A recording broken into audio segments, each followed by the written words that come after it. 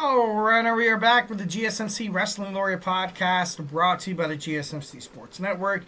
I'm your favorite wrestling fan here, Eric Rodriguez, every Monday through Friday, 8 p.m. Pacific Time, 11 p.m. Eastern Time on the GSMC Sports Network, here to talk about the greatest thing in the world, professional wrestling, all the action inside and outside of the ring, backstage, current calls, rumors, dramas, and updates.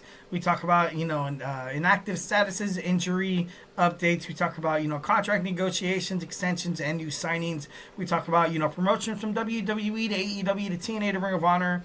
If it makes major news in the world of professional wrestling, we talk about it here on this show, 1,010%. So make sure you guys smash that like and subscribe button so you guys can get some cool notifications whenever we have a new video or whenever we go live. So, just kind of reflect on what we talked about right quick. We had... we talked about some WWE Monday Night Raw premiere on Netflix. We talked about that. We also talked about WWE NXT New Year's Eve. We talked about the best moments on WWE Monday Night Raw in 2024. And now we're going to talk about the best moments of WWE Smackdown in 2024. It was a good year. It was a good year, guys. You got those who had a bad year, I apologize. I definitely hope it turns around.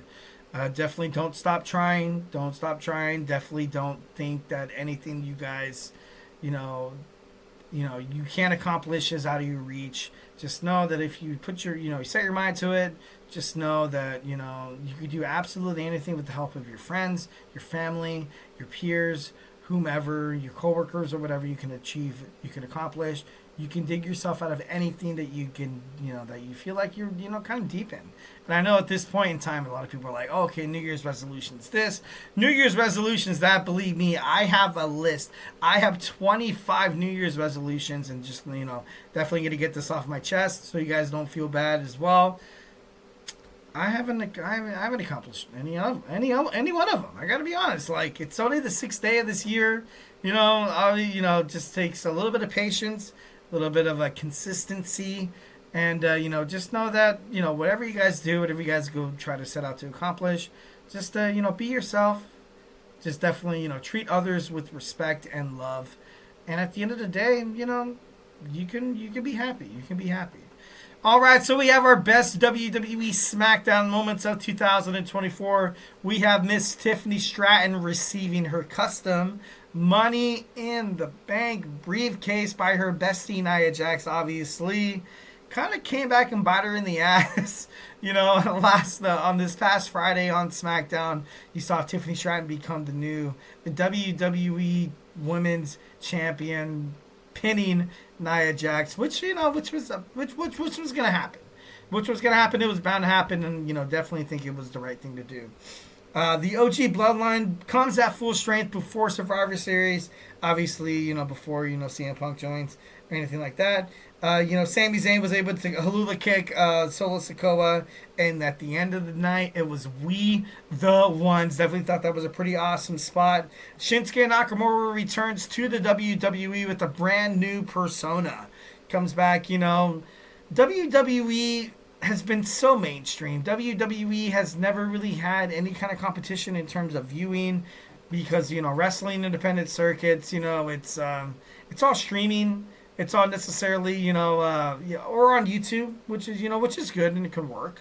But I feel like WWE's kind of like that poppy, that mainstream bubblegum feel. And Shinsuke Nakamura went to the NOAH, went to New Japan, also went back, he went to Japanese style wrestling once again. And he kind of realized to himself, he's like, you know what I was doing on WWE, it's not me. And throughout his success, throughout his new WWE United States title run, you've seen him kind of embrace, in terms of creative, New Japan Professional Wrestling, in terms of, his wrestling style. Something you'd see like Tomohiro Ishii, Konosuke Takeshita. You would see like superstars like that, or, Kazuchika Okada. Like, there's a different style to Shinsuke Nakamura ever since he came back to WWE. So definitely love that.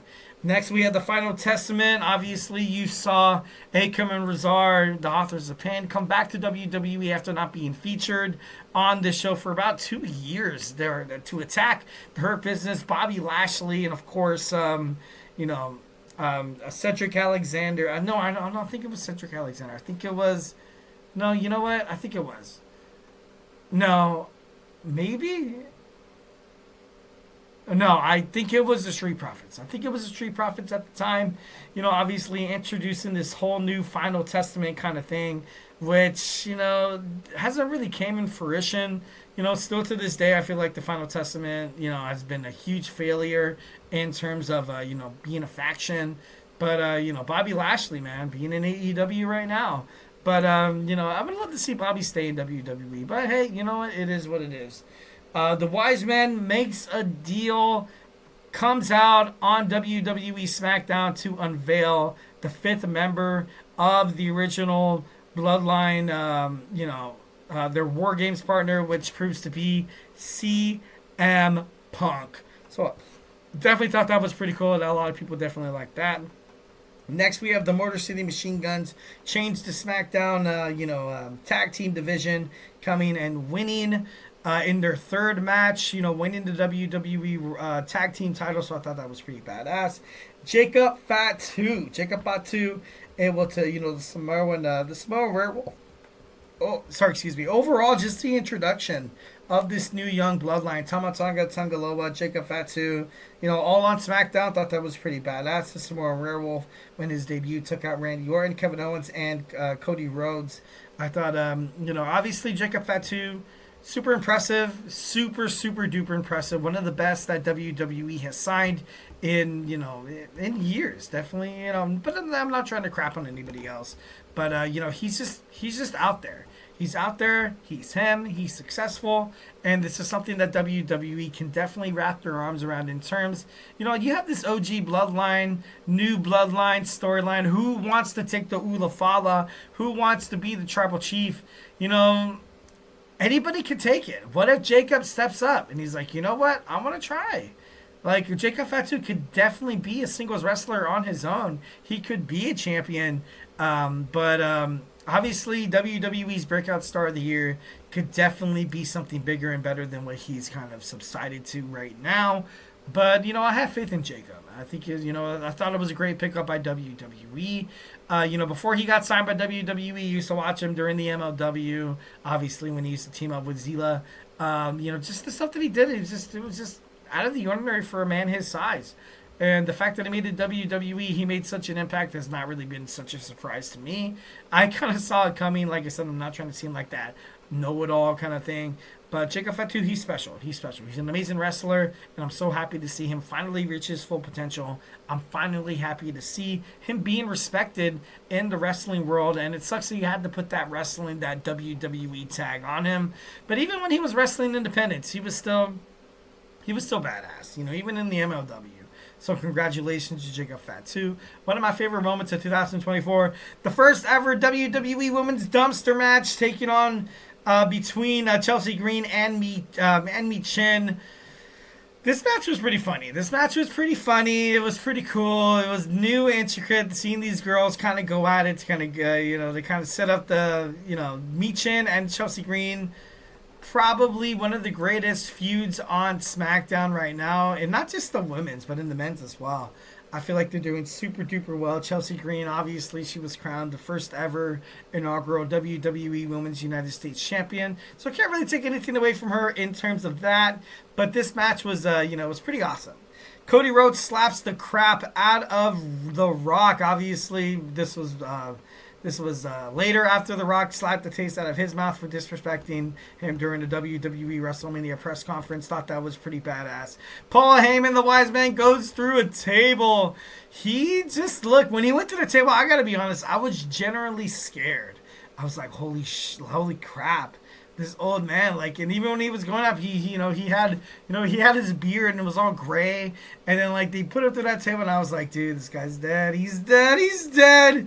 And obviously he's not dead. But but no, it was pretty sketch. It was pretty sketch. Bailey gets kicked out of Damage Control. She's betrayed by Dakota Kai. I remember when this happened. They were leading up to it, but I thought this was pretty good. I thought this was ultimately a good booking. I definitely like Bailey being out of her own comfort zone. She's not her as a heel. I hated it at first, but as it kind of came around, I feel like her turning heel ultimately saved her career. You couldn't keep that same Bailey buddies and shit and stuff like that, and her giving hugs and that's all good and everything. But at the end of the day, you got to reach into your bag of tricks and kind of dive deep into this darkness that you can ultimately perpetuate and ultimately kind of use against your opponent inside the squared circle. So I feel like Bailey, like you see it, I kind of see it right now. Every single time she steps inside the ring, she just looks like a whole different person. Her losing Damage Control, it was necessary, and I definitely thought it was one of the best moments of 2024. Kevin Owens pile drives, Cody Rhodes, causing him to go to the hospital, bringing back a banned move. I thought that was actually pretty exciting. That was pretty crazy. AJ Styles fakes retirement. And pulling a Mark Henry, my boy pulling a Mark Henry right here. I thought that was that was funny as hell. I love that. We have the hug it out moment between Jimmy and Jey Uso after all the animosity, after their match at WrestleMania 40, and then after everything that happened with Cody finishing his story. Jimmy Uso comes back, tries to bring the Bloodline back together to take down Solo Sikoa. Definitely love this hug it out kind of moment. And the last final moment of SmackDown that I remember being super badass was The Rock coming back to the Bloodline. Ultimately, a lot of people still kind of had this, is The Rock and Roman Reigns actually partners? Are they actually partners? And The Rock grabbed the mic. He's like, if you smash... And the Roman Reigns put down the mic. He was like, no, you're not going to outshine me. You're not going to think that you are the tribal chief. You're not going to think you're the leader of this group. I need you to acknowledge me. And The Rock kind of looked at him. He was like, this freaking guy. And then he was like, I acknowledge you. He eventually acknowledged him. But that moment, oh my God. So tense. So tense. I thought The Rock was going to say F it. He started attacking, everybody in the bloodline. He was like, I'm going to start my own bloodline. But no, he, the Rock is, he's smart. What's, behind his bag of tricks? Maybe he finds a way into it, heading up toward WrestleMania. But, the final boss, he's the final boss. Definitely one of the best WWE superstars of all time. And, I can't wait to see what they do with The Rock heading forward. All right, guys, our fifth and final segment. Going to try to wrap this up quick here. We got New Japan Professional Wrestling's Wrestle Dynasty 2025 results. So grab your favorite snack, grab your favorite ice cold beverage. Join me here in about 20 seconds, so hey, do not go anywhere.